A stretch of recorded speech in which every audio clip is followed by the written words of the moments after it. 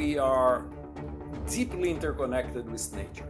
Our thinking that we can be completely independent of nature and that technology, will provide substitution for nature. We need to think about extending environmental governance in a new social contract, that people see that they are interdependent. That, if you protect a watershed here, but you don't protect outside, the watershed will collapse the same way. Today, we are honored to welcome two-time national champion Dr. Eduardo Brondizio, an anthropologist and environmental scientist who divides his time between Indiana University and the Amazon rainforest. Dr. Brondizio's work asks us to rethink the rainforest not just as an untouched wilderness, but as a vast and rapidly urbanizing region that's wired into the global economy. For over 3 decades, his research has made the invisible visible, mapping how poverty, violence, and illegal economies threaten biodiversity, while also documenting hundreds of grassroots solutions led by Indigenous and local communities. As co-chair of the UN IP-Best Global Assessment, he ensured Indigenous knowledge was written into global policy for the first time, proving that these communities are not just guardians of nature, but innovators of sustainable production, stewardship, and governance. Dr. Brondizio shows the world that we can produce and prosper while working with the natural world, keeping wealth, dignity, and decision-making power in local hands. For his amazing work, he was awarded the prestigious $250,000 Tyler Prize for Environmental Achievement, an award that's often known as the Nobel Prize in Environment. From Indiana to the Amazon, he bridges two worlds, offering a model for how humanity can feed, house, and employ itself without erasing the ecosystems that keep us alive. Dr. Brondizio, welcome to National Champion Radio. Well, thank you for the opportunity. Congratulations on your program. I think it's a really great idea. Thank you for joining us on National Champion Radio, Eduardo Brondizio, Dr. Eduardo Brondizio. Is that right? That's how to say it. Very right, Andrea. Thank you for inviting me. Yeah, no, thank you. I mean, you just won the historic $200,000 Tyler Prize in environmental. You also won another prize, making you a multinational champion. So we're really excited to have you on board. This is a whole framework we're creating here and building and trying to just install really into the culture, because we don't think people like you get enough visibility, enough awareness. It's really, pretty wild. And so anyway, you're coming in from Indiana. Yep. Finals week is going on. You're studying anthropology. You're a professor in anthropology. That's right. Yet you're one of the leading figures in the world on the Amazon, and essentially relating how the people there, the indigenous people there, have sort of, their impact on what we see happening in the Amazon. Maybe you can explain some of that work. I almost went into anthropology myself. I love anthropology, and you see you can't really see, but these are like human history maps on my wall. I really love our species and the thought of like what we're doing. And so maybe you can explain the importance of that work and just what it is from a high level, and then maybe frame how you got into it through the lens of anthropology first into something that's more like environmental science. Okay. Well, thank you for the opportunity. Congratulations on your program. I think this is a really great idea, to bring people from very different walks of life to share, their work. And we really appreciate you for that. Well, first, thank you for the opportunity to talk about my work, to talk about the Amazon, to talk about the connection between anthropology and environmental science, which means to talk about the connection between us and nature as well. So I've been working the Amazon for almost 4 decades, over 35 years now. So my work has documented the transformation of that region and also responded to the transformation of that region. And I started that work from the ground up. So I started working first with riverine farmers of the Amazon, the people who live along the rivers of the region, and understand how these are smallholder farmers mostly, and understand how they've been transformed with all the development, all the policies, all the markets that have been changing the Amazon, and then how they are responding to those changes in many different ways. And that work over the years ended up expanding to indigenous areas to understand the importance of indigenous territories in this transformation and their contributions to the region, and to confront, in particular, the more destructive force in the region. But also it has extended to urban areas. So my work over time has followed the very transformation of the Amazon, where the rural and the urban and the indigenous have become increasingly interconnected. But what I've been focusing on in particular is understanding the contributions of smallholder farmers and indigenous populations, right, to the conservation and management of the environment in the Amazon, and to help buffer the impacts of deforestation and fire. So over the years, we've been doing that in terms of documenting their contribution to food production, to biodiversity conservation, to the governance of large areas of the Amazon, to the restoration of Amazonian ecosystems, and to the management of species in the Amazon that are important not only for the region, but for national and for global markets as well. So that's more or less the story that we've been trying to follow and try to respond to the problems that we see on the ground. Now, the other aspect of my work is to take the same questions that I have in the Amazon and look at a global level. And that's where it comes the work that we've been doing with many other colleagues for many years, which is to systematically examine and look at the evidence and synthesize the contributions of indigenous peoples and local communities to the same issues, to conservation, to food production, to the management of resources, to restoration, right? And also to employment, in these different sectors. So we've tried to understand the Amazon on the ground and also at a regional level, but that also serves as a window for us to understand a world in transformation, right? Because the Amazon is sort of a microcosm of that world. Wow, there's so much there, and I got so many tentacles I want to pull from what you're saying, but I want to start with a sort of framing this even for like young people who may not know what anthropology is, starting with, looking at anthropology and anthropologists almost studying humans the way that, ethnologists would study animals out in the wild. You study different humans, and anthropologists historically have gone in and lived with these communities in order to understand the communities and bring back the knowledge they've learned about these human beings to broader society. I mean, this is an old school, sort of field of study. So it had more relevance when there was less of the world that was uncovered, right? So it's like, oh, we're going out to these exotic places and we're going to bring back information about these people. And in your work, you did that, like you said, with those starting out on the rivers. And that information was also of global significance because we're talking about the Amazon. And it's such an important That's right. part of the world. We heard about the fires years ago. I think it's been off the radar for a while, but you've been there steadily for over 30 years. And I think what's exciting and interesting, maybe as a next launching point, is that, like you said, you've watched the development over the years. When people think about the Amazon, they think it's basically untouched forest with a bunch of, tribes that live inside of, huts or something. I don't know what people see. Yeah. Obviously, people have different views on it, but I think that is a pretty large prevailing notion of what it looks like there on the ground. And really, it's a major city structure. The term they used was urbanized jungle. Yeah. Major cities that are developing and have developed over the time since you've been there in concert with the Amazon and with the jungle. And so that they've learned how to integrate an urban structure into the Amazon. And I think a place that might help people really solidify all of that might be to talk about açaí, right? Okay. So we love our smoothie bowls. At least I do. I like the smoothie bowls. I'm a big fan. They're a big part of the healthy culture. I lived in LA a while. They're huge. People love açaí bowls, and it's a really great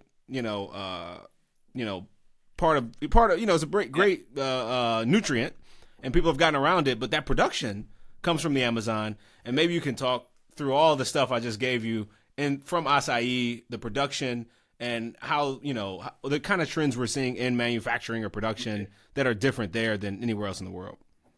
All right, you really put a lot of strings together, which is great, actually. So let me start with anthropology, because I think that helps to address the other questions. My career was never linear. So I started in agricultural science, then I went to study rural communities, and I went to learn remote sensing, which is the use of satellite imagery, right?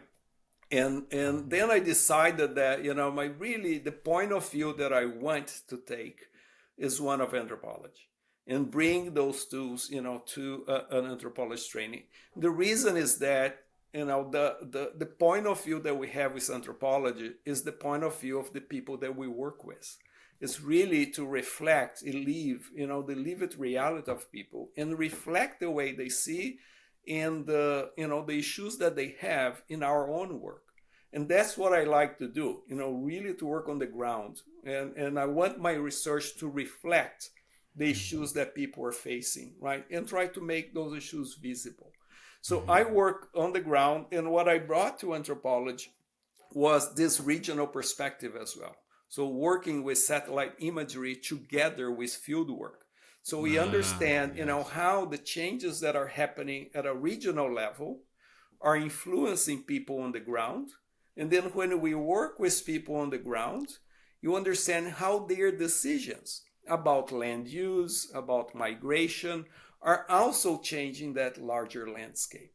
So we try, to make a connection between those two. And that leads, to the points that you said about understanding the Amazon as it is, right?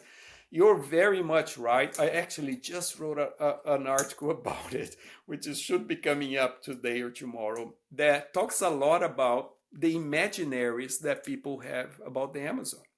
And that how those imaginaries, as you described it, one of them, the untouched forests, the isolated indigenous groups, they do not match the reality of the region. Right? So very commonly we have this idea of the wilderness and untouched forest, which is an imaginary that actually ignores the 10,000 year contribution of indigenous people to manage and domesticate that forest, and to create and domesticate some of the most important crops that we have globally. Right? So that relationship between indigenous people and the Amazon goes thousands of years. And the very Amazonia, the very forests of the Amazon, are a product of that relationship. Right? And this is very well documented. The other aspect that I think this vision of untouched forests end up ignoring is that the Amazon has been transformed drastically during the past 50 years. And therefore, those untouched forests today are highly, in many ways, degraded or, sort of affected in many ways. So it's very important the way you put it, because, it helps us to rethink about the region. So on the one hand, you have what you just described, urbanization in urban areas have gained an amazing proportion in the Amazon. So if you just think about the Brazilian Amazon, for instance, today, about 80% of the Amazonian population live in cities, right? Wow. Just on the Brazilian side, over 770 of them. Around 40% of the indigenous populations are living in cities, right? Even though they maintain very close connection to their territories. But let's get to açaí, which is another way, to rethink about these images that we have about the Amazon. Açaí is a product that has been a staple food in many parts of the Amazon. And, until the late 1980s, it was basically a food and a fruit consumed around the delta region of the Amazon, the eastern part, the mouth of the Amazon River, right? Okay. And what started to lead to the increase in açaí was urbanization. So you start to have people coming from rural areas, coming from indigenous areas, and demanding a food source that is culturally preferred, like açaí, and very nutritious, and was low access.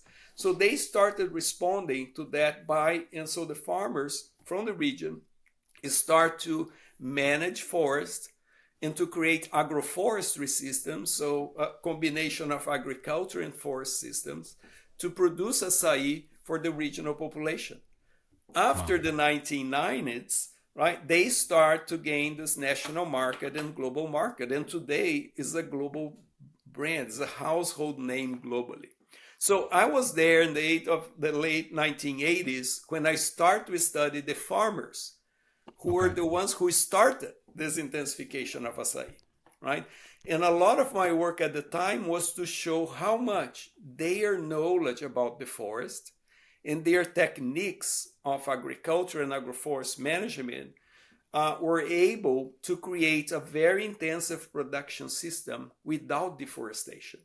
So a lot of my work has been really to show how the impact of these small scale farmers and indigenous peoples, through the knowledge that they have, they were able to respond to this market and create what I would say today is the largest Amazonian economy in terms of the number of producers, the number of employment, the number of municipalities that are producing it. But in many ways, it's still an invisible production system. When we think about açaí, many sources refer to the açaí producers as extractivists, meaning that they're just there waiting for the forest to provide the fruit, which is a mischaracterization of their contribution. And we've been trying to show that that's not the case. I mean, these are farmers who were able to bring their knowledge, their techniques, create agroforestry systems that are now feeding global markets. Right. Wow. So making those things visible is also important, right? Because you shed light on the contributions that are coming from the ground and from sectors that are usually not considered important for the national economy and important for the regional economy, and therefore disregarded in terms of assistance, in terms of credit, in terms of better conditions for markets, and so forth. So also I've been talking a lot about this because a lot of the value, açaí has created a billionaire economy, but a lot of the value generated by the açaí economy is aggregated elsewhere. Wow. So proportionally from the distance that it takes from the region, it gains more value, which means that people there are benefiting, but not benefiting to the extent that, the scale of the açaí economy has become. Wow. So yeah, I mean, as it leaves, other markets are able to somehow make more, and it doesn't have that same connection back to those people who were laying the groundwork. It seems like they should have equity in the entire chain of the production market, so that by the time it reaches its most valuable, exit, so to speak, they are still involved in the financial process. Your work reminds me of like thinking about humanity and what it means to be a human. And I think that kind of might be a way to illustrate some of the high level versions of your work. They go to this analogy of like, if you try to track asteroids and the way that they impacted planets all across the cosmos, and you tried to do the math on how this thing would hit and when it would hit this planet, for every instance, you could measure with math precisely when that would actually make contact with that planet, except in the case where there were knowledgeable, intelligent beings who may have created something to knock it off course, right? Yeah. And in the scape of the cosmos, that's essentially one definition of what it means to be human, is that you do have an impact on a fundamental level about what's happening. And it seemed that another view was that essentially all these impacts that were happening in the Amazon were views that were happening in some natural high order phenomenon. And essentially it's like, well, yeah, that would be the case if human beings hadn't organized and human beings weren't involved in such a deep level. They're not just extractors going to extract from what's happening. They're producers in the sense that they're creating the conditions for these environments to sustain themselves so that they can extract it, right? And so I think that framework is being somewhat missed, and it's very exciting to see it in your work. I guess, what are some of those things, that you've seen that people are doing in order to make those environments more lasting and more sustainable, right? How do you build an urban metropolis in the Amazon that's also sustainable? It seems like the beginning of solar punk, and I do want to talk about like what your visions are for the future, but it seems like the beginning of that when you have an urban landscape that's embedded inside such a greenery, such a beautiful, lush, environment with animals and humans and cities and all of commerce and business, et cetera, et cetera. It seems like the beginning and maybe a blueprint for what in the 21st century we may want to look at so that we can be sustainable and we can grow at the rate that we'd like to.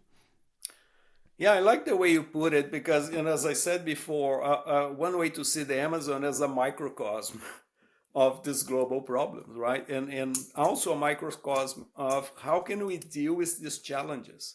Because much of the challenge that we face in the Amazon today, being environmental degradation or poverty or illegal economies, are challenges that we're facing everywhere, right? In many other regions of the world. And one of the biggest ones is how do we deal with the urban situation, right? The past 50 years, we have the fastest rates of urban growth in much of the global south. And that growth has been the most precarious growth possible, right? So now we have this situation where a high number of people are concentrated in urban areas, right? The conditions are very precarious. But the problems of climate change, environmental degradation, pollution, violence, are all also concentrated there. So the Amazon poses that question. How can we find a feature where we break that separation, between the environment, the rural and the indigenous and the urban? Because we need to approach those together because they are influencing each other. Now, the challenge for the Amazon is, it's significant in terms of urban areas. For one thing, they have been forgotten of environmental governance, right? It's as if because of those imaginaries that we were talking about before, people never think, and that applies to decision makers and in many ways to researchers too.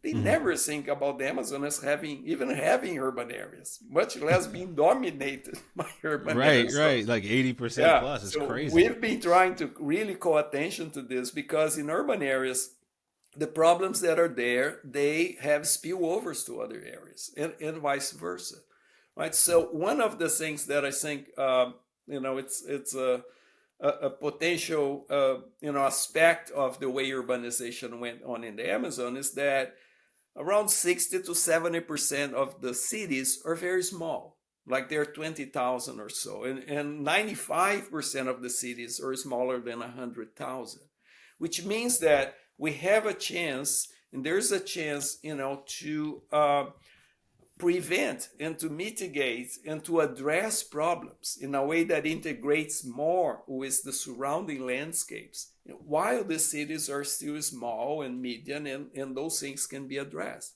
It's, of course, a much bigger challenge for, let's say, the state capitals in the Amazon. Like if you take the two largest cities in the Brazilian Amazon, the Belém metropolitan area and the Manaus metropolitan area, each of them, around 2.5 million people there. But over 55% of that population live in subnormal conditions. So imagine the task, of reverting that. But these are the tasks that we need to face now. I mean, really. What does subnormal mean in this? What does that mean, generally speaking? Subnormal, just poverty, or? Oh, yeah, good question. Sorry for that. Because subnormal is a technical term that the census uses to qualify areas and occupations and residences that are subnormal in the sense that they are very precarious. So they reflect the level of poverty that is highly concentrated. So it means that these are precarious houses, like what other people would say shanty towns or equivalent to shanty towns, no access to sanitation, or to infrastructure or to garbage collection, or other basic conditions in urban areas. So the scale of the problem, at least in the large cities in the Amazon, is significant. And that's why, besides my work, and that's why I said at the beginning, we We work in rural areas to understand their transformation and their contributions. We work in indigenous areas to understand their contributions and the problems they're facing. And we work in urban areas also to understand those problems. And I end up working in urban areas because I was following the families that I was working in the interior. They had themselves to deal with poverty where they live, and that connection to urban areas became very important. So you followed that's the them point, is from to highlight that all those things are interconnected, and we need to think about solutions and policies and governance that take those into account, right? And that make the problems visible so we can deal with them. And the other side of it, which we can talk in a second, is that there are so many actions on the ground. There's so many people trying to find solutions, to respond to things, to create new ways of dealing things. And that's the positive aspect here. Not only the problems, but that there is that that critical mass that is emerging to deal with this problem. And that's true here for the US, in the Amazon, and many other places where people are trying to respond to these problems. Wow. So like there is a major cohort and a big movement to address these issues, and that's what's really exciting. I mean, you give me so many places to go with that. I mean, what do you think is sort of the most important thing to look at when looking at this corpus, or what's on your mind, top of mind, or what's exciting for you right now, based on all of this work? And then maybe we'll peel back some of the history and just get your journey into it. I mean, there's so many interesting tentacles from the journey, but I am curious about just overall high level. What do you think, here's a platform, what do you think people should be looking at, or what's important? I think, it's a complex question, right? I mean, to me, when I ask questions about what is important, what we need to do, and so forth, I always think first, where are the most marginalized? Where people face the most problems, right? Where problems that we're normalizing, right? That we assume that, that's the way it is, And I think that's where we need to start, which means, prioritizing some of the actions that we have on the environmental and social fronts to really confront also social problems. So we get the buy-in, we get the support, that people see that, discussions about environmental and sustainability are not disconnected from their lives.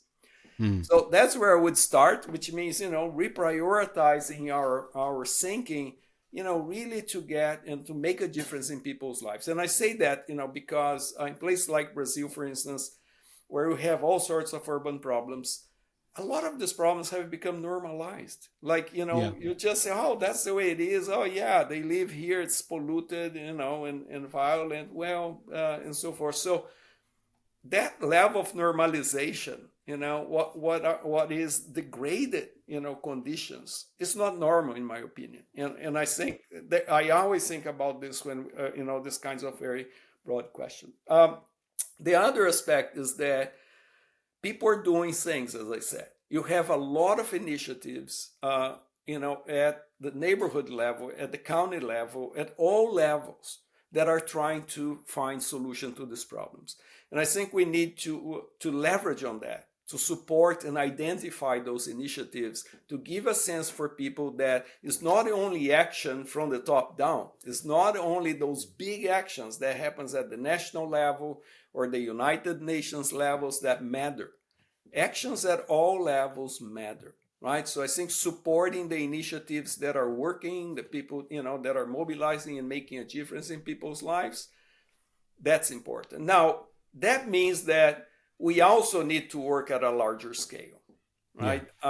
And just today, I was, talking at an event at IU, and saying the following. I think one of the biggest concerns that I have today in terms of with students, right, is that they're losing their sense of hope and sense of agency and ability to be change makers, right? Because the problems are so big, right, that people feel like, disempowered, so to speak.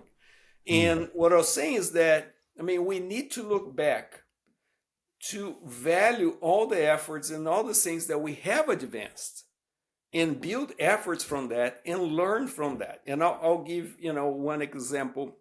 Well, I mean, if really in the US, what I've been saying a lot to my students, because of all the environmental issues that are under threat here and so forth, is really to think carefully about what have we inherited, from decades of struggles and fights and people trying to change things. So I think, here, this is just taking a bigger historical perspective here, here. And thinking about the West, because I'm just thinking about talking, to students here. Okay. We need to, go back and think about the civil rights movement in the 60s and the contributions that it has to our lives today. So if we think about the contributions of the civil rights movement, it had an enormous environmental contribution too that we tend not to think about it, right? But you think about, the fight for the sanitation workers, right? The for farm workers, fight for toxic dumps in neighborhoods. Yeah. All of the fight for occupational health. All those things have an enormous impact today, right? And they started back then. Then you have the 70s. We just celebrated Earth Day this week on April 22nd. 55 years since Earth Day, right? Look how much it has influenced our lives today. The Clean Water Act, the Water Act, Clean Air Act, occupational health, endangered species, and you name it, have made the environment here so much better than 50 years ago, right? We have exported some of that problem, and that's another thing. You look at the 1980s and think about, one of the biggest, events that we should be looking at and inspired by, which is the agreement that came together with the Montreal Protocol on stratospheric ozone in 1987. Most people don't know about it today, right? Yeah, but we have a lot of lessons that we could learn about how do we bring different stakeholders together to deal with a collective problem. And that's what we need to do also at a larger scale. So I start by talking about looking on the ground, look at what people are doing, value what people are doing, recognize that makes a difference. But on the other hand, let's look up, what can bring us together at a larger level. And the Montreal Protocol, I think, is a great example. By the beginning of the 1980s, we were facing an existential threat. The hole in the ozone layer means that the level of ultraviolet radiation, was actually threatening our very lives, right? We would be in a situation now of being concerned with being blind for being outside, right? So the Montreal Protocol is an example of a high-level thing that we need to think about today. It brought together governments from developed countries, industries, because the cause of the problem was the emission, of CFCs and other ozone depletion gases. Industries, interest groups, consumers, the public, and after much fight or after much struggle, right, we got an agreement in 1987 that started to phase out those problems. Nowadays, for almost 10 years now, we've been witnessing the recovery of the ozone layer. So, as a concrete example, and there are many other examples, but the point is that what are the important things to do now is to consider all levels are important. We need to encourage people who are doing on the ground that all sorts of efforts, but also think about this broader collective action need that we have that needs to cross parties, cross countries, cross sectors, and bring people together to understand that we are dealing with a collective action problem at a global scale, right? We cannot hide behind our borders anymore. Environmental problems are not dealt with here only, right? They are at a scale that require collective action. So we need, I think, to rethink that we all depend on this, and therefore it's in our best interest, to work together also at an international level.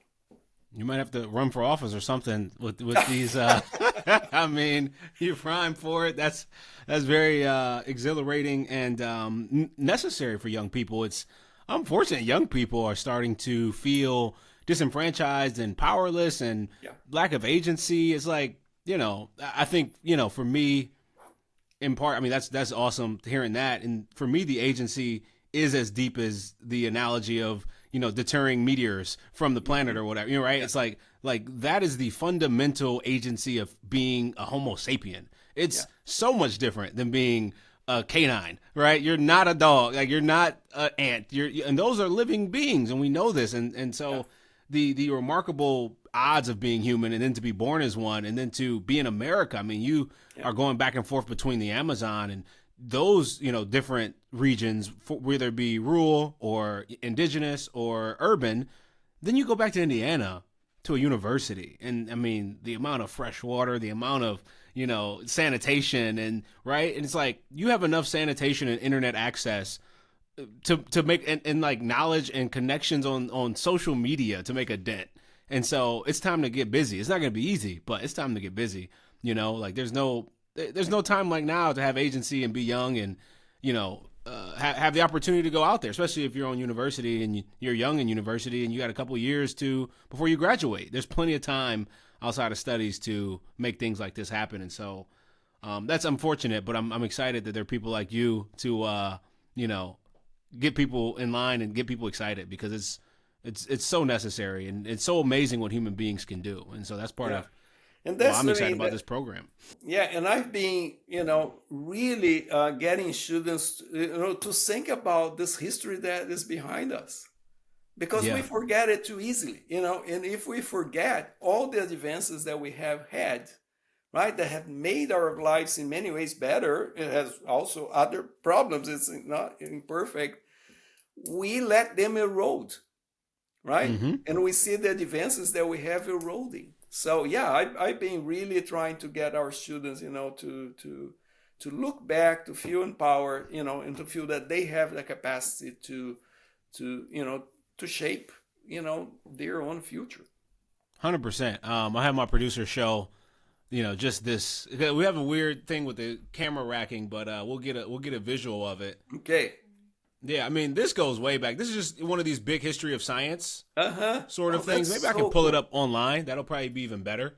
Yeah. But this is just living in my world every day. I mean, this goes back to Newton here, sitting in the middle. That's Newton there, and going out to, you can see the colors of the prism that go out into different scientific, that is so cool. Yeah. Technological things that have happened, even from creating the number 0 all the way up to rockets, right? And it's like human beings have a long history of overcoming the odds to create remarkable things that have pushed the world forward. And like, we're on the forefront of such an amazing and exciting time. Mm-hmm. And for people to feel hopeless now is really almost absurd. It's almost, I get it. I get sort of the things that are coming down against us. Mm-hmm. But it's not as if like some totalitarian has, weaponized animals, weaponized dogs or something, like autonomous robots outside of every door, right? And they're monitoring everything we do, and we can't leave our houses without a check, right? Like, it's not to that level. It's really just, there is so much you can do, and you congregate. They're afraid of a mass of people. They want to, So anyway, it's exciting, and maybe, speaking of that, just like being in Indiana. When did that journey start for you into the United States? Mm-hmm. And your previous studies and how's that become such a big part of your life? How did you end up in Indiana of all places? Like what in the Midwest? Bloomington, I'm in Bloomington, Indiana, which is a wonderful town. And I'm in here in Michigan, so I'm not too far off. Okay, we're not too far. Yeah. So how did you start? How did you get all the way from the Amazon or in various places to Indiana? So very quickly, I mean, just like people here, when I was growing up, the world was changing so fast, just like it's changing now, So what I grew up with, was that my family was in rural areas, had a farming background. We grew up between rural and urban, and see that transformation of forests and waters and so forth. But more than anything, it was a military dictatorship. So I grew up, most of my life until the end of my college years and after in a military dictatorship. Wow. And And a so, true but at the military same time, dictatorship. when I look back, from the beginning of the 1980s and through the 1980s, we were, so enthusiastic and energized, to contribute to a change, to engage in the redemocratization process. And one way that we did that, at least my way and many of my friends and colleagues, was to engage and start an environmental movement that was very incipient, almost inexistent in Brazil at the time, right? And trying to bring that cause forward. So I started to work with environmental issues and the impact of development on fishing communities and coastal communities that were being displaced by that big transformation of development in the late 1980s. Okay. And so I started to work on that. I was very involved with the environmental movement, was Were you part at of the university at that point, or were you like an yeah, undergrad or something like this? Were you? I was studying agricultural sciences in my college years, but very involved, as a political actor and as an environmentalist in contributing to that transformation that we wanted, in the country. Like we want democracy, right? And our way to get there was to engage with the environmental movement, and then that led me to my research, on studying the impact of development on rural communities, fishing communities, indigenous communities that started in São Paulo. So I had a chance in 1989 to go to the Amazon and take a course with one of the foremost anthropologists of the Amazon, Emílio Moran, who was a professor here at IU Bloomington in Indiana, Oh, right? I But he was, see. yeah, so he was, one of the experts, like one of the foremost anthropologists of the Amazon at the time. So that created a connection and an opportunity to do the same thing I was doing in São Paulo Okay. in the Amazon, studying the transformation of the Amazon from the perspective of local communities. And that was it. I came to Indiana. I did my doctoral degree here. We never had the intention of staying at the time. Our goal was to return. I came with my wife, Andrea Siqueira, and we worked together all this time in the field and here. But things happen. We left Bloomington, went to Brazil for a time, and we were doing field work in Brazil for a time. And then we took a postdoc at the University of Arizona, and we were trying to find a position in Brazil or here. And at the time, few years after I finished my PhD in 1997, 98, a Hmm. position opened here at IU in the anthropology department, exactly in the area that I was working. And I decided to, go for it. And Come on back to the alma mater. yeah, and the rest is history. I've been there since that time. Every more connected to Brazil Hmm. and creating a connection between IU and Brazil and Amazonia. So we have a constant flux. Hundreds of students have come here from Brazil, from the That's Amazon, beautiful. and American students and from other places also work there. So we kind of create a very strong network. I want to think Hmm. that allow for research here and in the Amazon sort of to co-evolve. And so it has been very nice because I've been able to work here. Has been an amazing department and university, but I also work all the time in the Amazon. I also have a faculty position in Brazil, so I have many students there that I advise. Yeah, it's a Wow. 40-year summary. Yeah, yeah. Being able to go back to the Amazon so much, being here in Indiana all the time, doing studies. What do you see as some of the major differences? Is it a stark contrast? And are there things? I mean, we talked already kind of about things that students take for granted or Americans might take for granted. I think there's obviously pros and cons of America and its institutions and the current state of our institutions. Maybe you can comment on America, its institutions, and what you see for its future, perhaps, and in contrast to what you see going on in Brazil, and I guess what makes a great, a great place, and what lessons can we learn, and maybe we can learn things from Brazil, maybe vice versa. I'm not sure, but it seems like you'd have a lot of thought in that space.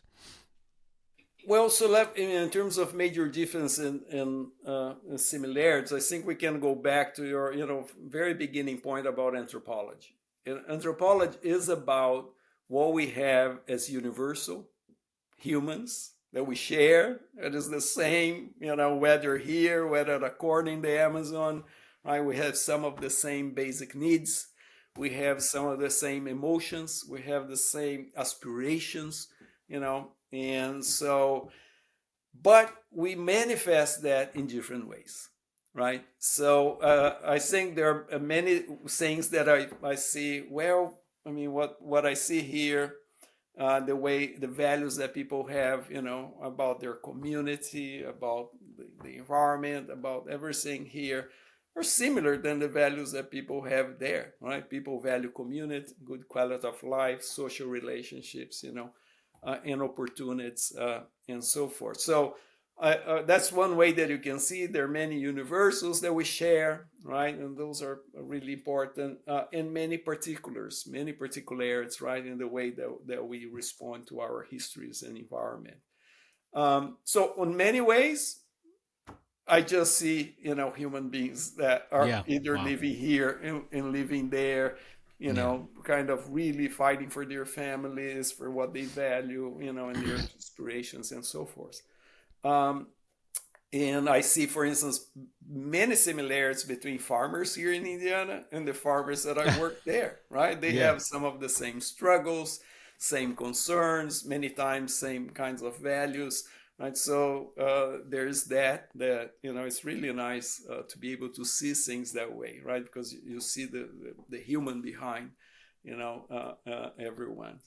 Now, the differences are major, of course. As I said, one of the most important things for me at the time when I came here, right, and the opportunities that I had here, I was coming from a military dictatorship, right?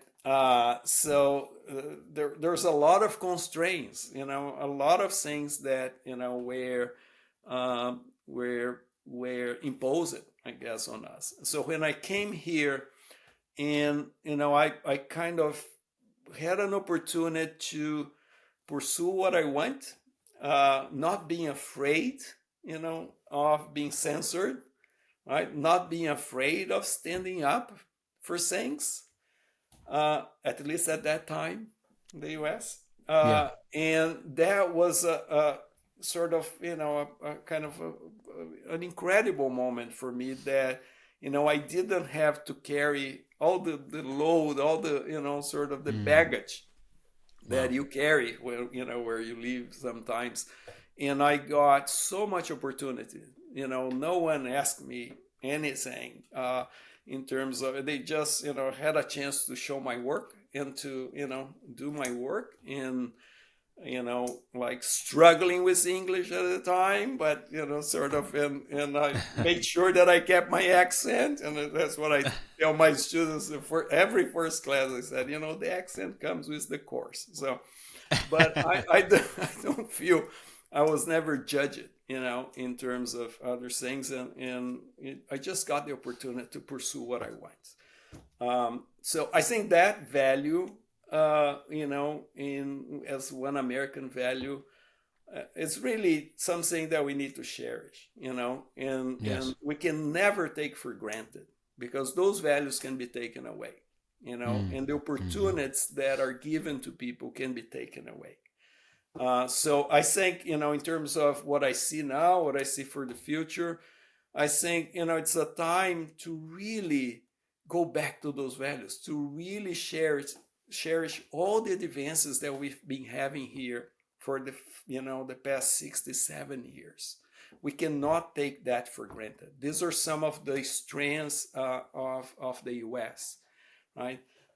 Is the ability of people to pursue what they want, but also, recognize that there are many structural conditions, there are many legacies, right, that limit many people to do that. And we've been kind of advancing on that front. And that has, I think, is one of the biggest source of energy, right, that we're overcoming, inequalities and structural inequalities. And that's what we need to fight for, right? So, people really can pursue, everyone can really, can pursue what they aspire to and their contributions to. And I think this is a particular moment. It's a difficult moment in many ways. We in universities and in science in general, we feel that there's a war on us, right? There's a deliberate kind of pressure and disregard and dismissal, devaluation of the work that science and the work that teachers and professors do, and that's that is what I think we need to be really kind of paying attention to, preserving, and building new bridges, building more respect, right, and regain the kind of vision that brought this country to where it is. A vision that over time is never perfect, but over time, people can pursue the aspirations that they have and therefore contribute to the larger society. Yeah, I mean, office, you might have to run. I'm telling you. I don't know. It might be in your future. I think, more anthropologists running for office is actually a trend that will be great. I think, the work that anthropologists do to understand humanity, various individuals, and the perspective that they start from in making decisions and seeing the world. That's why I was excited about it. I think that's the exciting part about university and picking a field, is that you get to see the world through that lens, which is exciting for your own brain and your own personal journey through life. And so, I think it's really exciting. And thinking about that future, maybe I wanted to ask you a few things. Firstly, was there a particular image maybe that we can pull up, a satellite image of your work that sort of showcases, kind of the work you do and showing how human beings are involved in the shaping of an environment? I've seen some of it in some of your work that I've, been able to look at before in preparation. And maybe there's something that comes to mind or something we can show that I can pull up and share that can help people really understand that and get a visual sense of it. Yeah. Well, thank you for the opportunity. Not always we're interested in showing, sort of more broadly the work. So one image comes to mind, and maybe they'll be interesting because it relates to açaí, right? And it's a kind of a play that I do with the producers of açaí. And so I use a satellite imagery, right, where you just have the satellite imagery without any classification, just showing the forests, right, and rivers. And if you take at face value, and if you just don't consider the açaí producers, you're gonna see an image where native forests apparently dominate. So you don't see people, you don't see production, you just see forests. But if you classify the intensive areas of açaí production in those forests, suddenly it goes from being an invisible production system and an invisible economy to become the most important economy on the landscape. Just by the way we name different classes of land use, right? Just by the way we consider, a type of production system that is forest-based as a production system instead of a native forest, right? That people don't touch. So I have an image that I do this work just do you have it? Invisibility and visibility, right? And a lot of that depends on how we call things. What do we pay attention to? And it can change completely how you see the world. So do you have that image somewhere? An interesting example. Yeah, do you have it? Do you have that image handy? Yeah, see it? Yes. Okay, I'll get you to the image that I'm talking about. So bear with me on some other stuff Yeah, here. yeah, it's great. Well, this all. I mean, listen. I mean, some of my guests go through their entire PowerPoints, and they're more Okay. comfortable, in that setting than sort of Yeah. off the cuff. And so, no, Okay. this is great. Yeah, was that the growth from local communities all the way up into urbanization? This is something I did a study last year, which is this study published in Nature, which looks at employment in food production, particularly by smallholders globally in 189 countries. Smallholders are producers with the area where they produce is very small, like less than 4 acres, for instance, or less than 10 acres. But that includes here, um, producers of agriculture, fisheries, pastoralism, forest products, wild species products, and so forth. Anyhow, what we show here is that and this is one of the most invisible transformations, I think, at the global level.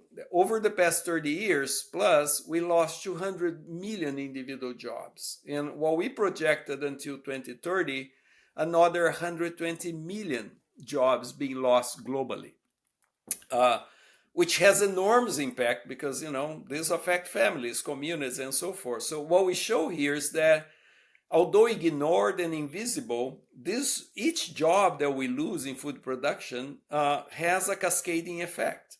So they affect the family and communities, they empty communities, like happens in many places here in the U.S. The rural areas become empty. You don't have more schools, you don't have more transportation, and so forth. They change landscapes, and they end up impacting migration patterns, right? So what I talk about is that if we continues that way, we have continuous growing consequence of this process of unemployment, migration, right, and precarity. But you also have a lot of examples where this have been reverted, right? And have instead make rural areas stronger with a stronger economy and more dense, and so forth. So this, this is a very quick slide here, but that's the idea there. And here, that's about the transformation of the Amazon that we've been talking about. And so there's a slideshow here showing both the deforestation. The dots are cities, and the greens are indigenous areas and sustainable use areas that have been also created over the past 30, 40 years or so. And I pay attention, to these kinds of communities and producers. So the story of açaí, and it's about that relationship that I was talking about, and how they manage and create what I call them forest farmers, right? They create very intensive production system in forest areas, which have transformed the region. But they are disregarded as producers, and that's the point. That there's these stereotypes that come from colonial era, that these people are lazy, they don't know how to do things, they're not prepared to be part of the modern society and so forth, and therefore they end up being labeled as extractivists only, that not having an input into the production systems. There's a big story there, but Yeah, here's they're the really image more that I like was talking farmers about. than So extractive. if you look at this area and you just see as açaí production as a native forest extraction, that's what you see, right? A bunch of forest and so forth. Now, if you separate and classify the intensive agroforestry systems where the açaí fruit is produced, that's what you see. It becomes the most important production system in the region. So that's the image that I was, and this has spread throughout the Amazon. So that was the image. See the municipalities producing açaí? Wow. Yeah. Yeah, so it's So, been growing steadily. yeah. And then the transformation, um, and the scale of the economy today, that basically came from the hands of local producers who were barely credited with, the contributions that they have made. And Wow. that's mapping social networks between rural areas and urban areas, really to understand, the connection, with urbanization as well. So, Yeah, maybe we go back to that image you explained. So it looks one way at first, and once you put the ideal of the cities in there, it's a little bit more clear what's happening. So you're saying here that it looks like yeah, just a so point. let's situate you. Here, there's Yeah. one city, which is here. Mm-hmm. Okay? So it's a small city. There's one road. There's a rural community here. These are kind of open areas. These are more like savanna areas. Mm-hmm. And, these reddish, pinkish, these are savanna areas, Okay. natural savannas. And the green are forests, right? Floodplain forests mostly. So if you don't consider the açaí production, as a land use system, where farmers have created those agroforestries, to produce açaí for the market, that's what you see. They are invisible in the landscape, right?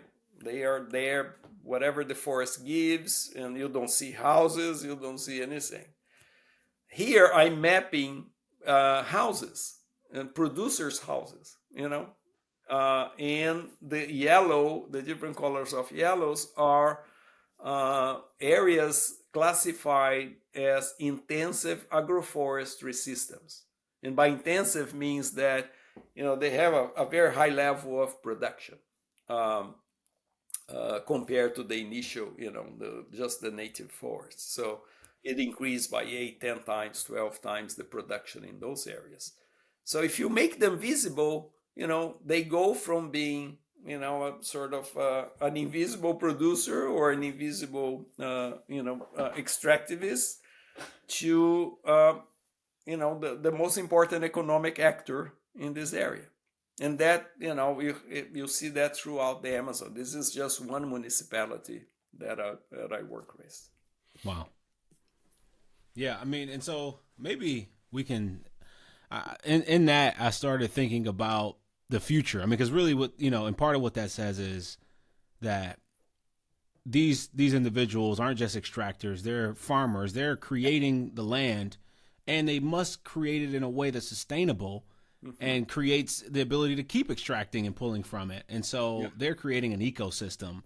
It looks like it's just natural forest outgrowth, but really underneath it is the human impact of keeping these things sustainable. The fact that they're some of the most used regions and they're extracting. I mean, if another group of people were trying to do the same job, it would look like a apocalypto. That's what this kind of reminds me of, is apocalypto, where on one end you have people who are learning to use the forest right and use the land the right way, and then others who are extracting it and making barren, making the land barren. Yeah, and that's what you see most of the Amazon. I mean, when you look at deforestation, throughout the region, it depends on which part of the region. 60 to 80% of the deforested land is in pastures.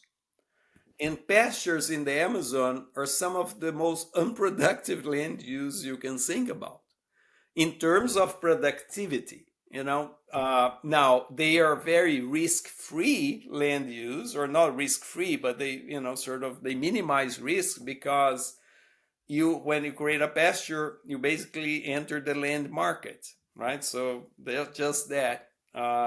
And the cattle is a very safe investment, right? Because you can sell easily, you can walk to the market, you don't need to store it. So there are a lot of advantages for people, to open pastures. But the reality is that it has driven the deforestation of the Amazon, displaced people, creating the environmental problems that are, potentially leading to a tipping point in the climate force balance, and therefore changing perhaps the Amazon, for the future. and their productivity is very very low. So in we just did a study of 10 municipalities, for instance, in the same state here, and the average cattle head per hectare, like 2 acres, is 1.4, 1.5 at best. So that, and if you think about, that's a very low rentability, very low productivity. One cattle per 2 acres. When you talk about an açaí agroforestry like this, the economic outcome of this can be 8 to 10 times higher than Wow. in a pasture, for instance, right? Makes sense. And Yeah. it has all the other resources that it also offers. So, yeah. Yeah. I mean, that seems so. I mean, what does the future look like for you then? I want to share maybe some, I'll share some images here.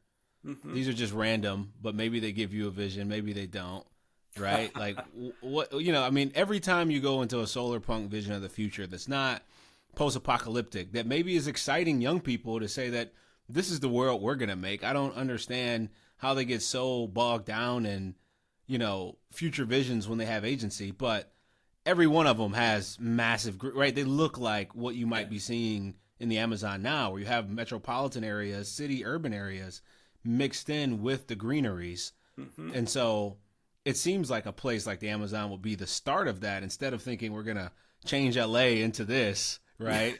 It might be that a place like the Amazon will be the forefront. And it seems like when you think about, I don't know, I'm starting to think about all this. I want to briefly touch on AI too before we let you go. You think about AI supercomputers. You think about you know technologies of the future. They're bringing back the dire wolf. I don't know if you saw that. Yeah. They brought back the dire wolf. I mean, there's all these crazy futuristic technologies going on, and it seems like, say you do have the forest there, the Amazon there, or something like that, where you can start to say, well, let's plant and use it in this way that's innovative and is going to spring up this crop and is going to spring up this outcome. You talk about per acre use and the output that you can make economically, but also sustainably to have all these other benefits to the land use, right? All the ideas about land use, and it seems like these areas are probably going to be very valuable in the future, or places that people in a free moving world want to move to. So anyway, Yeah. what does the future look like for you, or at least the solar pump, the positive future, and trying to incorporate the best use of what you see in the Amazon and beyond? Well, I'm not sure what the future looks like, but some of the things that I would like to see, it's really that we recognize that we are deeply interconnected with nature. And we kind of rethink the idea that for the past 200 or so years has guided our thinking, that we can be completely independent of nature, and that technology will provide substitution for nature. So I think once we realize that nature is the foundation of the economy, nature is Oh the my goodness. foundation of our security, nature is the foundation of our well-being, right? And it's and rethink our our dominance with nature. I think then we can shape many different futures that can coexist with each other. So I think the modernity and the ideas of modernity that have shaped the past century and shape it now, they were built on two fallacies, so to speak. One is that we are independent from nature, as we are talking about, and that we do not depend on nature.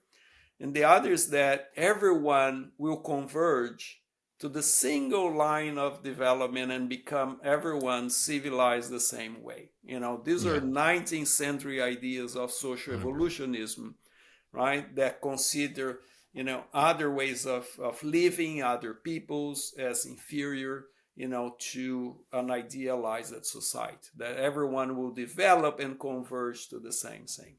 And that idea does not make room for different ways in which we live, different ways in which we relate to the environment, and the importance of many different people and many different forms of knowledge and living that are out there. So I think, if we can rethink those fundamental things, we're going to be pursuing a future, that really, can coexist in many different ways, where we can coexist with nature, and, where we're more humble. And you talk about AI, you can talk about any other technology, but for most of the things that we depend on nature, we do not have substitutions, or substitutions are extremely expensive, right? Yeah. So, but we take everything for granted, So nature is cleaning the air, producing water, creating soils, controlling pests, controlling disease, right? It's providing food, energy, water, materials, right? It's providing our sense of place, our learning, our social relationships are all connected to that. So this is not an answer about how the future will be, but I think it's one that can shape the future, right? That simple 100%. reconnection Yeah, and respect for nature. Now, in terms of the Amazon and, sort of thinking about urban areas and other areas, it's time for us now to think about environmental governance that connects indigenous, rural, and urban areas. Right? For the Amazon, for instance, for the past 30 years, the strategy, to manage the environment and to buffer the impact of deforestation and so forth was very important. It was to grant territorial rights to indigenous populations, right, and to traditional communities, and create a network of sustainable use areas. And together today, they make 45 to 50% of the Amazon. And they have been central, right, to maintain what we have still of the Amazon today. But they are being eroded from the outside, right? And the idea that we can protect a territory from the outside is sort of an illusion, because like what's happening in many indigenous areas in the Amazon is that they're becoming islands, surrounded by deforestation and by degradation, by pollution, by agrochemicals, by mining, right? And you cannot, even though they can have a governance system at that level that protects the environment inside those territories, the problems are coming from the outside. So we need to think about extending environmental governance in a new social contract, that people see that they are interdependent. That, if you protect a watershed here, but you don't protect outside, the watershed will collapse the same way. And the same with cities. Cities are not isolated from nature, are not isolated from their surroundings, and therefore, we need to see cities as part of that environmental governance and rethink, how we do this. And this goes back, I think, to the very beginning of our conversation, that we need to start, in particular in cities, we need to start where the most needs are, where the most marginalized are, because these are the people who are in the communities who are suffering the worst of the environmental problems, right? So we need to think about, really environmental management for the most needed. And those are usually at the edge of cities. Those are usually in areas of cities that are more vulnerable to climate change, to floods, and to all sorts of problems. So not sure whether it's making, full sense to you, but no, it does. It does. I think the future is about an environmental governance that breaks, this boundaries between rural, indigenous, and urban areas. We need to think that we affect each other, and therefore we need good environmental governance across all these landscapes. It makes for a hopeful environment. I mean, I think it's interesting because you have these indigenous groups there who've had that mindset about taking care of the land from the beginning, and watching how they've grown into displacement into urban areas, even as they've centered these areas, these specialized areas, to be treated the right way, to be given to the right, people to look over them, the right shepherds and keepers of this land. Still, the city externalities and the pollution or whatever has caused its way down the river, downstream, back to these areas, and you can't protect them in that way from the outside. But the ethos seems to be alive there in a way that it might be not be alive in America, a land of immigration, a land that's a little bit different and disconnected from the indigenous roots and the sense of taking care of the land and the primal nature of that. And, and it seems like those groups are still there in that indigenous sense. They've created this governance, which when we talk about this solar punk kind of future, right? Like when we look at that, it's like, well, that must have been generated through some sense of governance that has allowed that to happen. And that might be the beginning of what that looks like. Right. And so hopefully maybe at the national level in Brazil, I'm not sure how that works. If there's a czar of the Amazon from the Brazilian government, I don't know. I don't understand. There should be perhaps way more attention given to that, especially when you think about the ability to generate new resources, crops.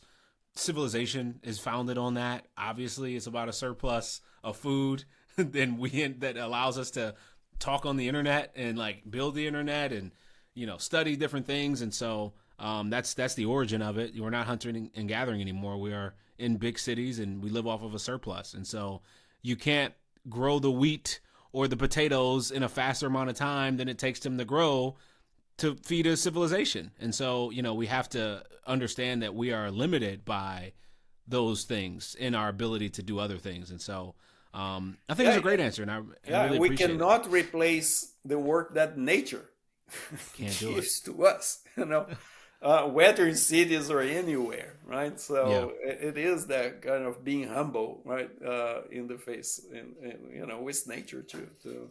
And let me just say one thing that we, haven't talked about that is a positive thing that has been happening in the past, few years or few decades, is the recognition of the importance of indigenous peoples in many traditional communities. And now we have evidence, and have good synthesis that, we show that those recognitions are globally important. So, over a quarter of the land surface in the planet is under the management or held in rights by indigenous peoples. And if you look at rural communities, traditional communities in different countries, that will be, close to half of the terrestrial surface of the planet. These are the areas where you have the best conserved nature globally. Right? And these are the areas where you have many of the center of origins of the key crops that we depend on globally. And there's a growing recognition in the climate sphere, in the biodiversity sphere, right, that these are central players in the problems that we have today, and therefore we need to recognize, but also recognize the problems that they face, the contributions that they provide and the problems that they face. And therefore, also pay attention to those needs, that have been kind of ignored, forgotten. Wow, that's a great stat. I didn't know that much land was still held properly, and it's no surprise that it's being treated the right way mostly, and so that basically people who aren't indigenous grabbing the land have sort of a less regard for it, and you don't have that same kind of vision. I mean, it seems like a age-old pastoralist versus hunter-gatherer clash at the root of all of it, in a sense, where these sort of groups who grew to hunt and gather and keep moving and keep going and never sort of settle, sort of clash with these nations that settled over time. And it's just like a fundamental difference in how you treat the land that you're on. But now we're all sort of baked, even the ones who want to, even conquerors, modern conquerors, are, in complex societies and complex civilizations, and they're planted, and they're, everybody today is essentially based in that sort of tradition. And so learning how to use our land, especially now, is of utmost importance. And restore what we need to restore, right? Land and water and so forth. So yeah, no, that's really exciting. And so what about as far as your work going and moving forward, anything else on the horizon for people to look out for in your work? I know you publish the big report every year, and that's been a big central part of your work. Yeah, I guess anything pointers to look out for you so that people can stay in touch and just stay involved with the work that you're doing that's ongoing. Well, thank you. Well, I have a paper coming out like this week in the journal Ambu, which talks exactly about those things in Amazon. It's called the Entangled Indigenous, Rural, and Urban Realities in Amazonian Governance. So that's very immediate. But we're doing working that, it's very exciting. And of course, with many colleagues, many collaborators, but we are working in one of our projects with directly on the ground with cooperatives and associations, right? That are trying to find those solutions for the Amazon, and we are sort of working with them on what can we contribute, right, to better, help them to position themselves in the market chains that they are, right, in the environmental environmental governance and so forth. So this is work that is trying to respond directly to the needs of cooperatives and to that it's about collaboration between people on the Yeah. ground and researchers and so forth. So that's very exciting. We're very much looking forward to the products that are coming from that.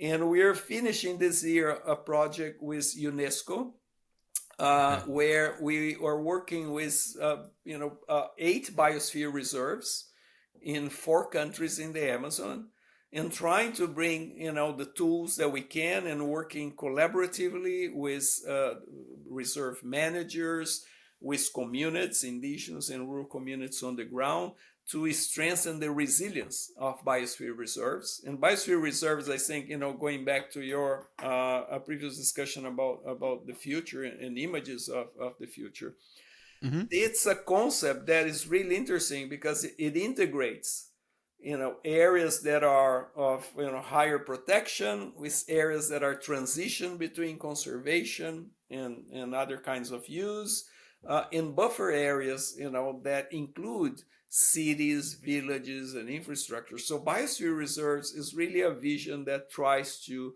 integrate all those realities into a governance systems, right, that try to preserve the health and integrity of those ecosystems and the diversity of communities within them. So we are concluding this project this year.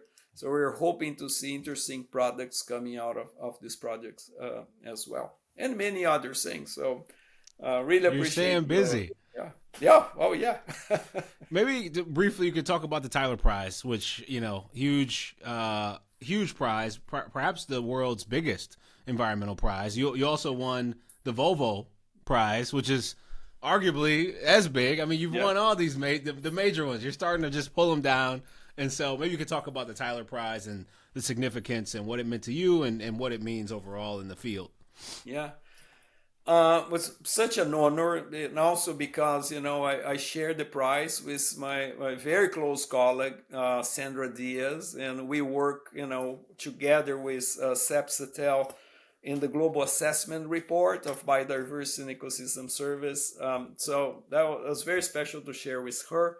And the Tyler Prize, it was such an honor because it's a recognition of the social dimensions of the environmental issues, and also recognition of the contributions of the social science. So, in my citation, I think recognizing this long-term research in the Amazon, and it's a research that tries to connect the different realities of the Amazon, but also recognize the work that we do and many other people, and indigenous communities do, really to bring together evidence, right? To really synthesize knowledge that help us to understand the contributions and needs of indigenous peoples and local communities. So the prize was very special because, a lot of the work on the environment, rightly so, focus on environmental or biophysical or ecological issues.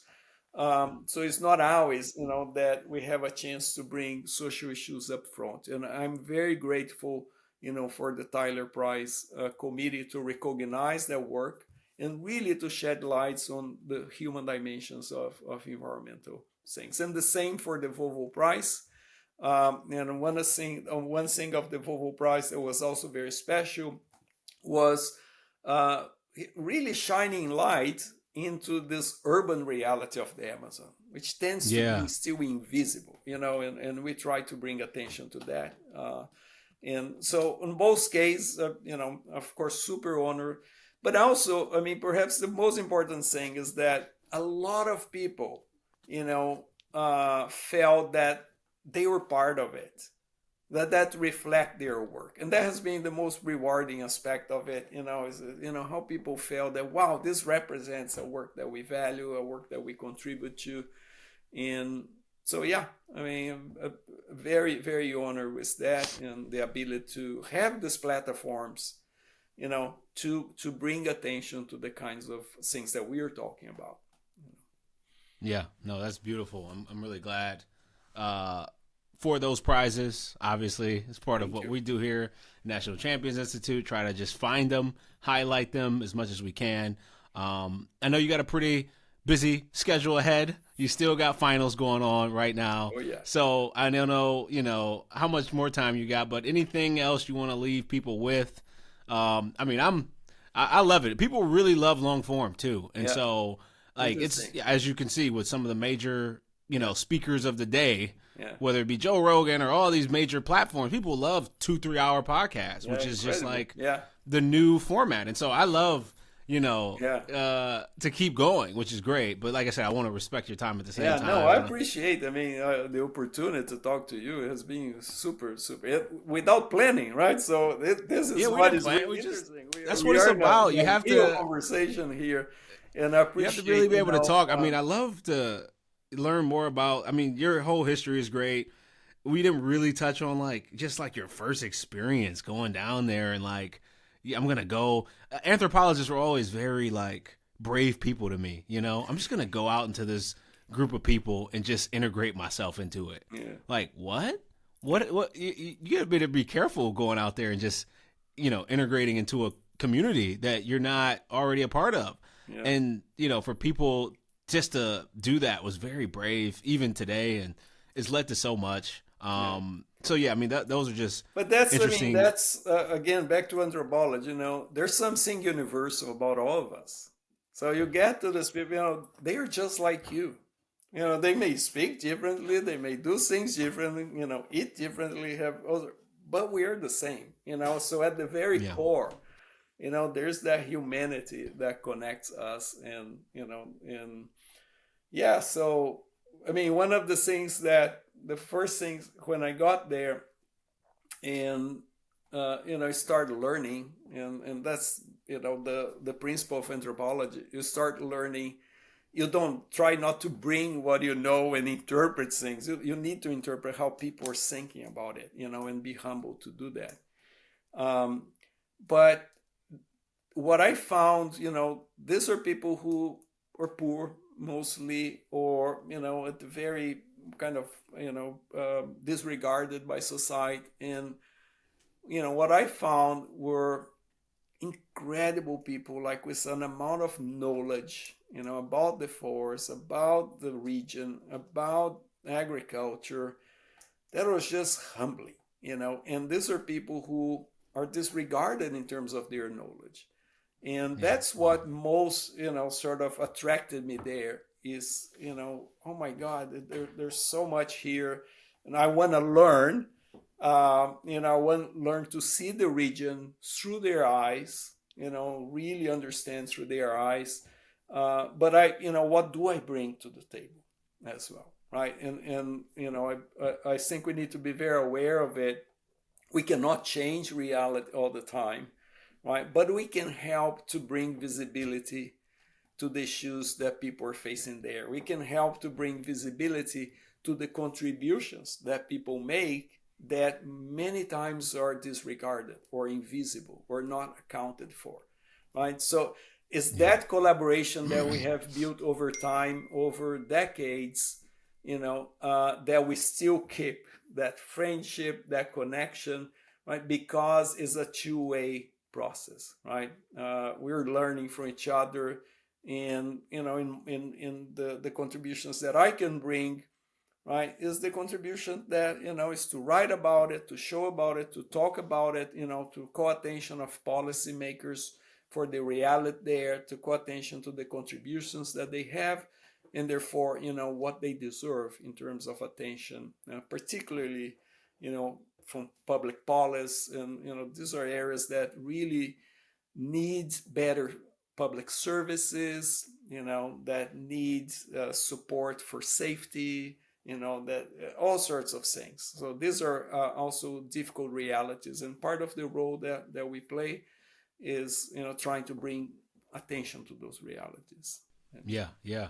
That's so crazy if people would disregard that knowledge. They talk about as a human being smarter, 150, 200,000 years ago at the supposed origin of Homo sapiens, right? We're supposedly somewhere around 150 to 300,000 years old as a particular species. Always new evidence on that. But like, are we smarter? Take a human back then and all the things they have to consider to be alive versus what you have to do in the modern world, which is also very complex. We don't want to underestimate how hard it is to live in the modern world and all the capacity brain-wise you need.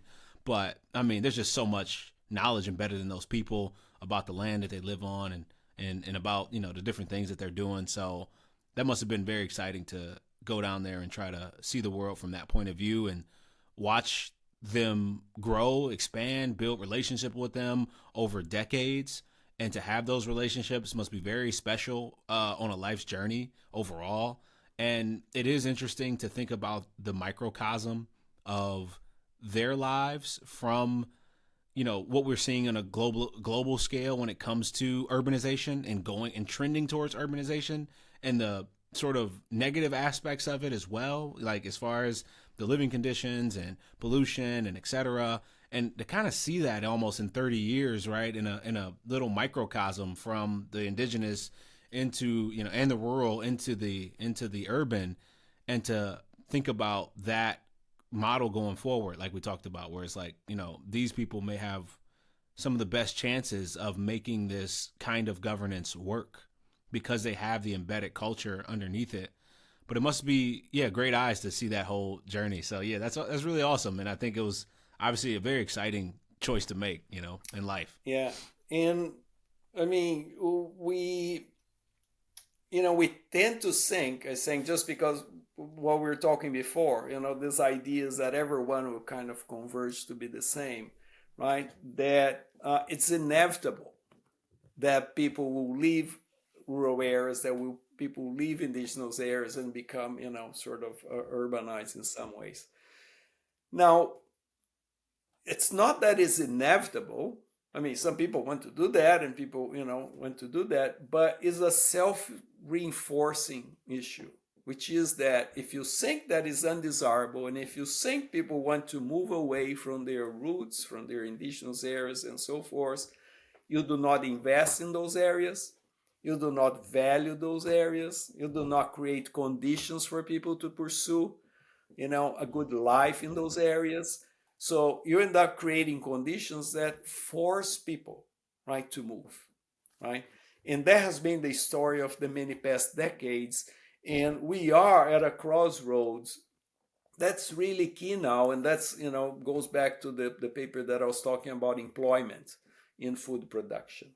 I mean, if we continue to squeeze and push people out of these areas, right, and squeeze the youth out of these areas because they see no perspective, right, because there are no infrastructure, no access, no service, no, opportunities for innovation for them to do their work, they are going to leave these areas, right? Now, what I see on the other hand in many places in the Amazon is that when people have the conditions to pursue their aspirations where they are, to strengthen their communities, to bring internet to their communities, to bring a better school to their communities, to bring a factory to their communities to process their products, that's where they want to invest. That's where they want to make a good living, where they are, because they can still, and they are connected to the city. They are connected to the world, but they want to make a good living and make their communities and place where they live better. Now, that's what we see, when the conditions are there. Now, what is the problem? What's this crossroad that I'm talking about? This process has swapped the globe, and I've seen that in Brazil, the empty of rural areas to the growth of cities. And you see that in Latin America, and you see that in Asia, and you see sort of happening in parts of Africa, and it's still in all those other regions. Yeah. Now, what happened is that you have, 1 billion people, young people, coming at work age during this decade. Where are those people going to work? If we continue the kind of process that has, happened for the last century of emptying indigenous and rural areas, the scale of migration and the kinds of the conflicts emerging with that scale of migration, it will be impossible for us to absorb. This is the kinds of problems that we see now already. Now, if that trend continues, right? I mean, we're talking about a billion people, moving around. But when we talk about migration, when we talk about displacement, when we talk about all these crises and conflicts, we tend not to connect, with the source and the root cause of that, right? And the root cause of that is that we disregard these areas because we assume, people want to leave. People want to, to become urbanized. So it's a vicious cycle, right? But in a time now that is very consequential, right? Because the urban areas in the global south, they're all kind of, exploded to the limits of precarity, right? And just getting worse with organized crimes and climate change and you name it. So, I think we need to rethink those ideas, right? And rethink the value of investing in, providing opportunities for people where they are, where they live, where they can create communities and meaningful lives, and still be connected to all the modernity that we have access elsewhere, right? Yeah. But it is a critical moment that, I think it's a big part of how the future will shape. 100%. Yeah, it's so interesting that you're bringing this up. The last conversation I had was with someone who studies geopolitics, coming up with the very same concerns and conclusions of essentially just in America. I mean, they weren't, but they're geopolitics, but looking at the emptying out of these places and really thinking about it on the human psyche. Like that kind of life as a metropolitan person who uproots their family, goes off, like professors, he's a professor. And so he said, it works for me to a degree. It works for people going into these big cities to a degree, but it became like the number one lifestyle choice. And all these people living it somehow looked down at people who wanted to stay at their own houses and looked down at urban people or rural people, and said, what's this life? And they got disconnected from churches, disconnected from community organizations, disconnected from, their families and their cousins and their, wider families. And that was supposed to be the lifestyle that was put up that we were all supposed to pursue.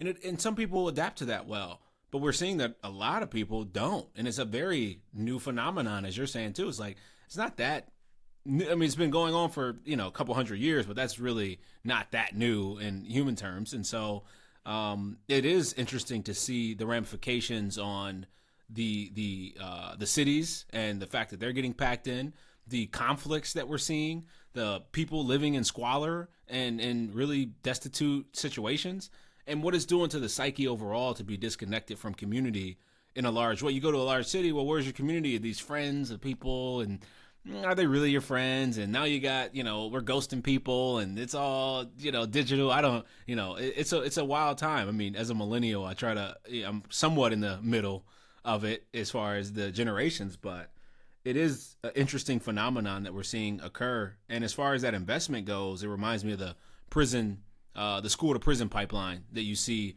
around some black communities where you have way more investment in the private prison than you do into the schools. And lo and behold, these bodies start finding their way. Not to say that it's, the funders' fault that people are committing crimes, but at the same time, not investing in those areas in education in the communities and investing. Oh, we're projecting that 200,000 more people in the future are going to be in these prisons, and we're going to be able to profit off of future criminals. And somehow, lo and behold, that ends up being what happens. To be blinded by the way that you're sort of socially engineering outcomes with your investments, right, is something that shouldn't be overlooked. And so it No, makes a lot of exactly. I sense. mean, the parallel is very much like, I mean, the same thing you find, in inner cities, in areas, where are disproven of services and opportunities and so forth. You find in in rural areas, in indigenous areas, where it creates conditions, that kind of are very fertile, right, for this kind of things. But I was thinking about a study of one of my colleagues here in one of the Amazon tributaries, where he compares, 100 some communities, some that have an arrangement where they have territorial rights, they have opportunities for managing resources, they can, sort of have better access to market, to service, to schools, and communities that are outside of those areas, and more, vulnerable to many things. And you look at people, how many people want to stay and invest in their communities? So the communities where those opportunities are present, you look at 60 to 70% of the adults say, no, here's where we want to be. Here's where we want to invest. We want to make this place better. We want to make this place shine. Mm-hmm. Outside, you're talking about less than 20% of people who want to stay there, right? Because these are communities where they do not have those opportunities, do not have support, do not have, many times tenure rights and so forth. So, when people have opportunity, they want to invest in their communities. Yeah. That's people what don't I want to. And then they become the big centers or I mean, that's where the growth starts instead of everyone flocking to a city. And so, that's exciting. It's not surprising. And it's exciting that to see it from you. And like I said, from someone who's studying geopolitics, such a importance and concern about this issue of who are those types of people who want to flock to those cities, make themselves up, and are they building families? Are they really community build? Not to say that they're not, but it's a difference, right? And you see that, and those values travel with people, and they make up, our elite class. And so that becomes a very intriguing, that was kind of the way that, he was studying it from a geopolitical situation, was like, well, who are these people who've become the quote unquote coastal elites, right? And what does that look like? And so it is very intriguing to be in Indiana with farmers and sort of this rural backdrop in a college town mixed with the Amazon, and the humans in all these different places. And so, I think, it's interesting. If you had all the money to do the kind of study, the biggest, craziest, most ambitious study you could do, anything come to mind? Is there a dream? Are you the kind of academic, I guess, who has a dream study? Is that a thing to dream about? I mean, that's an interesting question. It was the kind of questions that you do not think about, because you see, I would not have resource, unlimited resource. But I feel very fortunate and happy with the things that I'm doing. So what really excites me, and the dream studies, I guess, if we put that way, is to always be responding to the things that are emerging. So my research questions, most of the time, almost every time, it emerges from working with people in the field and listening from them what's important, right? And I feel so privileged to be able to do that I can direct my research in big and small ways, to follow the things that are happening, to respond to things that are happening. So I feel very privileged to to do what I do, and now, if recently a group of us here did a proposal that was not funded by the National Science Foundation. I'm not surprised why, but we were thinking about a very large study on the relationship between new technologies and demands from new technologies, including for energy transition, for digital transitions, and the traditional, as you say, common pool resources that we depend on: the water, the soil, the ocean, the air. So what are the implications of the transitions that we are having now, which demand incredible amount of resources, whether it's water, whether it's precious minerals that are creating wars and conflicts in many of these regions that we're talking about, and the resource base that we depend on, the common pool resources that we all depend on, right? So that's an idea of a large project. Yeah. So it's like That thinking about AI and some of these new technologies that are coming online and yeah, the energy requirements, if they require exactly. small nuclear reactors or, Exactly. the So, water what that are they the require. implications of that for the environment? Many of the progress that we have made in the past 30 years, which have been huge in terms of energy, water management, and so forth, they will be lost in no time with the new Mm, kinds of demands that are coming up. just So like we that. need It's to like, better understand the relationship between these transitions that are happening, yeah. and the environmental base and the social base that we have. So that would be, a large scale project that I think would be really interesting to engage with a network of colleagues, and that I think is really needed. I mean, one example that, think about the new data centers as Yeah. you're referring to. I mean, these are energy suckers as we have never seen before. So we're, when we're writing this proposal, we're looking at a short report on one proposed data center here in Indiana, and northern Indiana, I believe. And the estimates that I remember from there is that that data center alone, when fully operational, would be consuming the same amount of energy, or even maybe a little bit more, of the entire population of Indiana in terms of their residences, and Wow. just a little under, the consumption that energies have today, that industries have of energies today. So Yeah. it brings a lot of resources, a lot of important advances that we take advantage, that we're here talking and, Sure. and benefiting from all this infrastructure.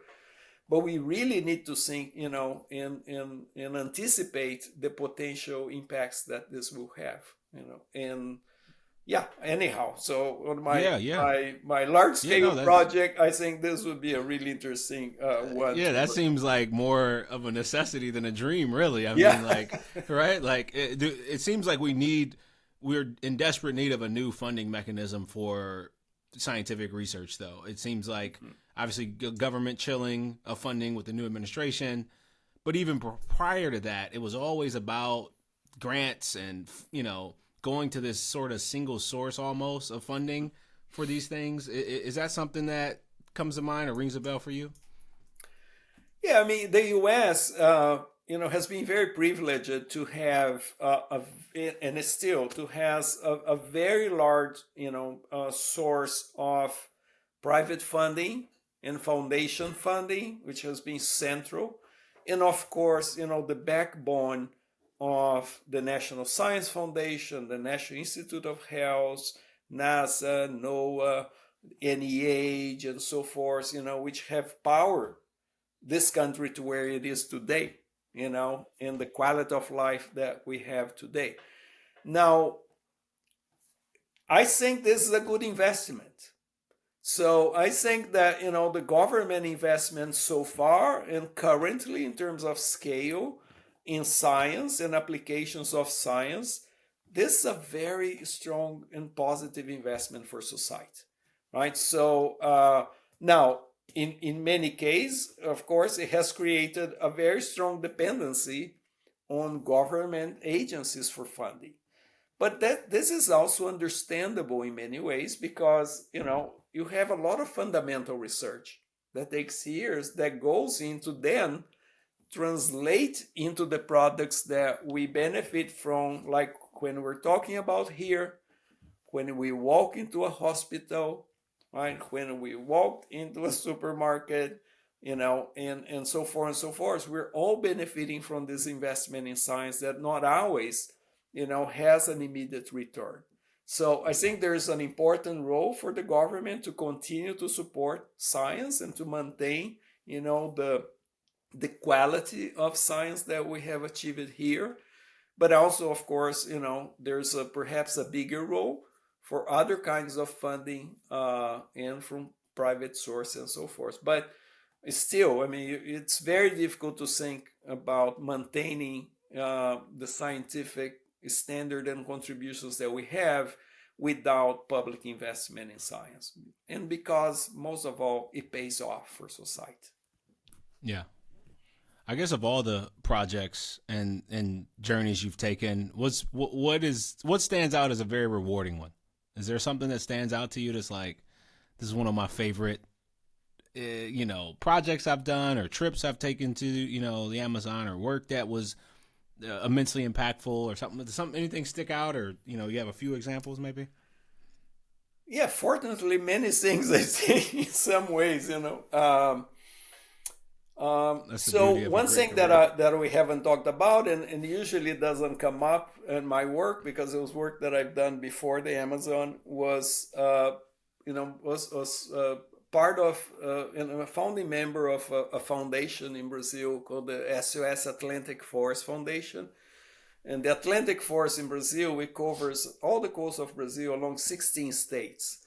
And it was probably the most depleted forest anywhere. So, I grew up just seeing that forest kind of, diminishing. Shrinking. And I, in the late 1980s, I developed and led the first national inventory of that forest. It became the Atlas of the Atlantic Forest, which we published in 1990 across 16 Brazilian states.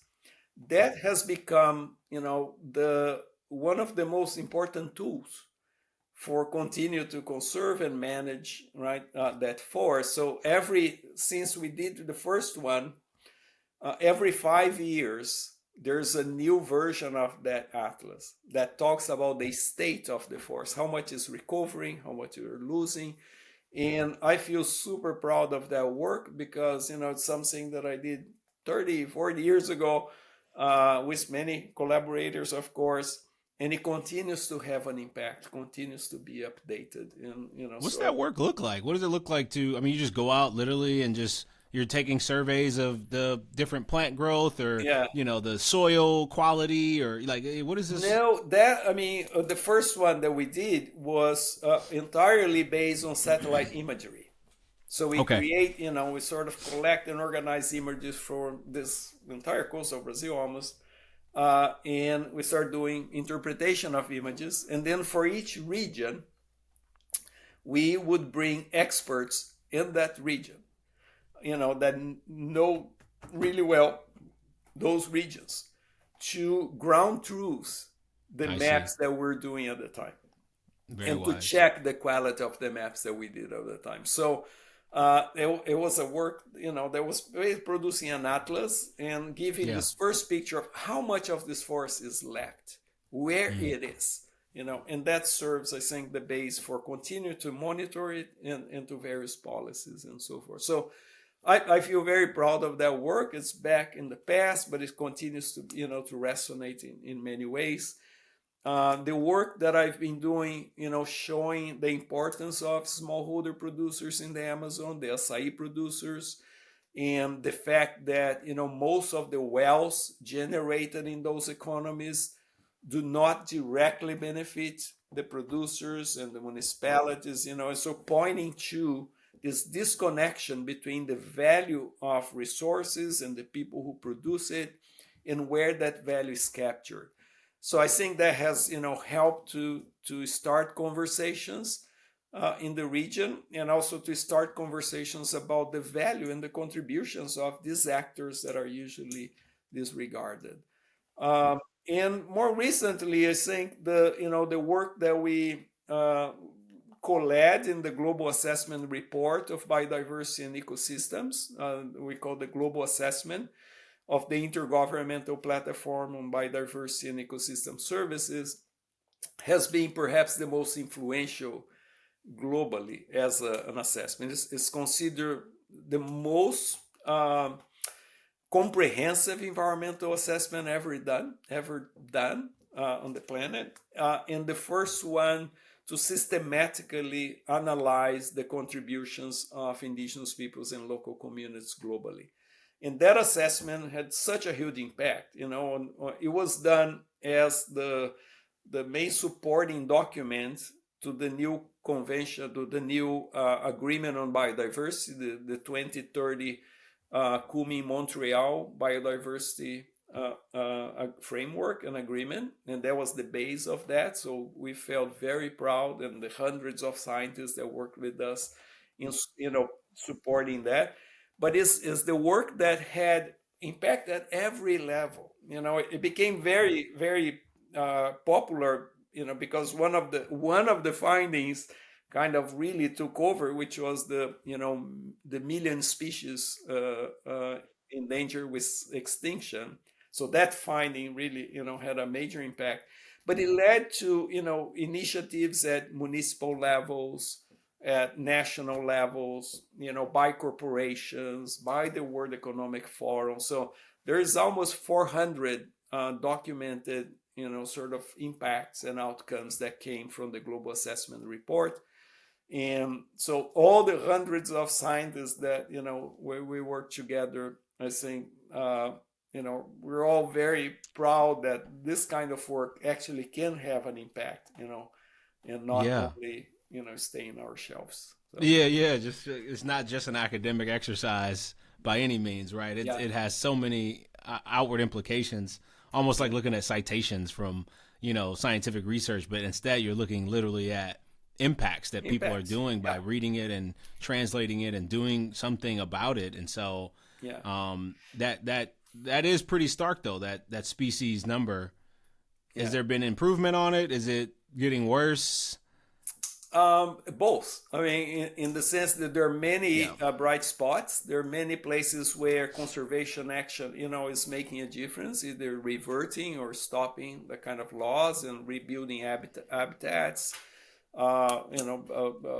addressing invasive species, addressing pollution, and so forth. So there are many positive things that are happening. But at the same time, some of those drivers continue to create the kind of impact and the degradation of habitats that ends up putting so many species at risk, right? Because the habitats are decreasing and squeezing and so forth. We are a world nowadays, dominated by human biomass and the domesticated animals biomass that we use. Yeah, right? It's like 90% plus, right? Like the mammal population, if you think about, of wildlife, would be today equivalent like this much. The domesticated animal population that we have will be like this much of biomass, and we will be like this much. So we keep squeezing habitats for many species, but there are many bright spots. There are many areas that are recovering, and I think most importantly, perhaps people are more aware of it, right? And it goes back to our conversation that people are more aware that we depend on nature, right? And 100%. There's no point in wage a war against nature when this is our best alliance and our best source of well-being. Yeah, I mean, human beings aren't going to colonize some other planet without bringing nature at least with it. Like, you know what I mean? Like, that's a part of us. It is humanity. Yeah. It is our where we live at, and so there's no fight with it. Now, you've said that this recent the regime, the Trump regime, they've sort of chilled, academia to some degree with some of their measures that they're taking. How do you feel about, what's happening in that regard, and what measures, need to happen to sort of secure academia, secure science, et cetera? I mean, the most important thing, we could talk about funding, right? And squeezing funding and, all sorts of other legal actions and so forth. But the most important thing is recognizing the value of science and higher education, and that's, I think, the most important thing. The hardest part is that there's a kind of a campaign to devalue, right, and to kind of, in many cases, demonize, right, the work of academics, of researchers, of higher education. And that's very unfortunate. I mean, it's difficult to understand why. I mean, we can understand the way, academic institutions and academics have distanced themselves from the reality of the population, right? And Sure. not engage and not, maybe recognize, the demands, and recognize that we're part of the same communities, and we need to Yeah. communicate and see the value in each other. So there's something that we need to reflect on. But it's very unfortunate, that we all feel kind of target, as in many cases, using languages like we're enemies of society. So I think it's what I think needs to change is just the recognition of the importance of universities, to society, of research to society, the benefits that we have, right? And I mean, we are all, here at IU or any other university, 99% of our time we spend, concerned with students, concerning doing good research, concerning doing good service to the community, right? And so I think that's the hardest part, is to be, devalue, stereotyped, right, and not recognize it, which does, all those different kinds of attacks, if I may, they generalize in a way that is, unproductive, and unfair.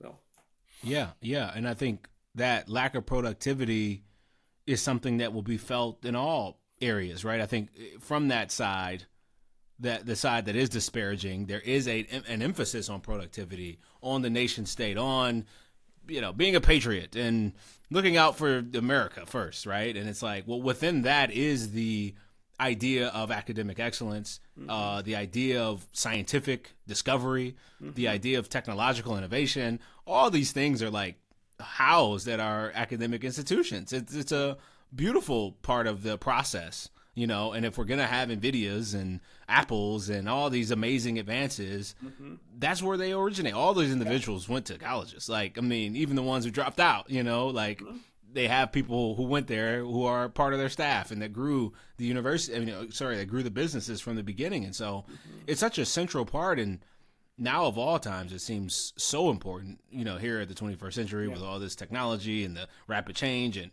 like you said, AI and what it's going to bring. And it's such an important time to get on the right side of that. Yeah, I just hope that, the conversation changes, right?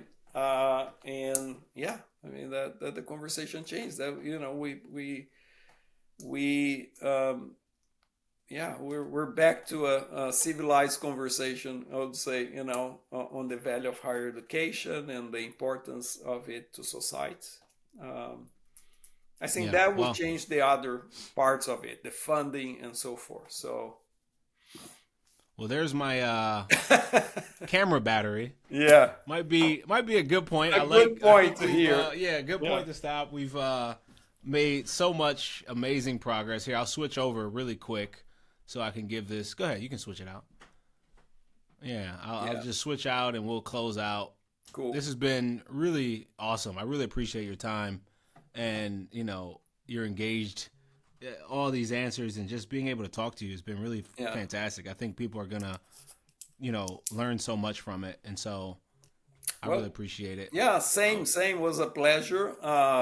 Thank you, for the invitation, and thank you to our producers who are there, our producer who are doing the work. Zoe, she thank you to Zoe. Behind the camera. Say hi? You want to say? Yeah. Yeah. So anyway, thank you so much. And do a careful editing, please. Oh, for sure. of everything, including the political parts, you know. So, you know. Yeah, for sure. I mean, listen, I'll send it over to you before Okay. it goes live if you want to check it out. You know, but hey, we're mostly open. Hey, we gotta give people the truth, right? Yeah. You know, I think that's what I really want. This platform for people who've been proven to be able to come and speak their truth and get it out, because we need more of that. If comedians can speak their truth about political stuff, why not have people like yourself who've literally been anthropologists going into the Amazon, knows about humanity. I think your perspective on all of it was really valuable. So, but yeah, we will still edit whatever you want. But I think it's good to go raw and just let people get it. Oh. Yeah, man, you have a great weekend. It was a pleasure meeting you. And you as well, sir.